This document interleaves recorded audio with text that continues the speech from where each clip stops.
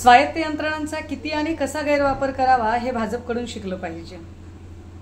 मागच्या काही वर्षांमध्ये हे महाराष्ट्र आणि भारताला सर्वश्रुत आहे।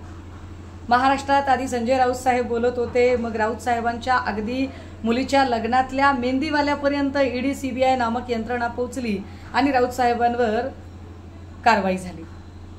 मग काही काळानंतर नवाब मलिक बोलायला लागले, नवाब मलिकांवरही तशीच कारवाई झाली, त्यांच्या जावयावर कारवाई झाली आणि त्यांना आत टाकायचा कार्यक्रम झाला। आता खडसेंनी काही आरोप केलेले आहेत महाजनांवर आणि खडसेंनी आरोप केलेत, नेमकं 4 दिवसांपासून शीतयुद्ध चालू आहे आणि त्याच वेळेला आज प्रांजल खेवलकरवरची ही कारवाई होते।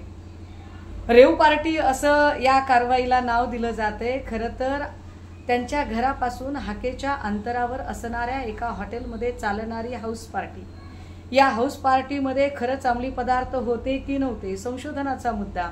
मात्र सगळी गृह खात्याची यंत्रणाच फडणवीस साहेबांच्या अखत्यारीत आहे आणि महाजन फडणवीसांचे निकटवर्ती आहेत, हे वेगळं सांगायला नको। विशेष ही सगळी कारवाई झाल्यानंतर अत्यंत घाईघाईने तत्परतेने गिरीश महाजन बोलायला माध्यमांच्या समोर आले।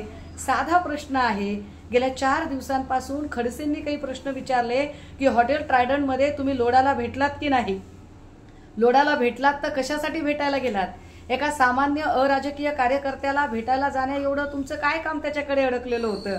पण यावर गिरीश महाजनांनी एकाही मुद्द्याचं खंडन केलं नाही। 4 दिवस त्यांनी शांतता मौन बाळगलं आणि आज नेमकी खडसेंच्या जावयावर कारवाई झाली की घाईघाईने तत्परतेने बोलायला माध्यमांच्या समोर आले फडणवीस साहेब।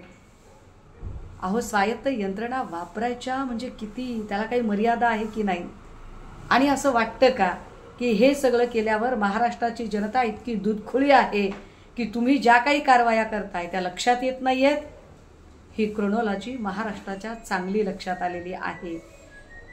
रेव पार्टीचा बनाव करून ज्या पद्धतीने खडसेंचा आवाज दाबण्याचा प्रयत्न केला जातोय, याचा आम्ही निव्वळ राजकीय पक्ष म्हणून नाही तर महाराष्ट्राची सामान्य जनता म्हणून अत्यंत निषेध नोंदवत या सगळ्याची निंदा करतोय।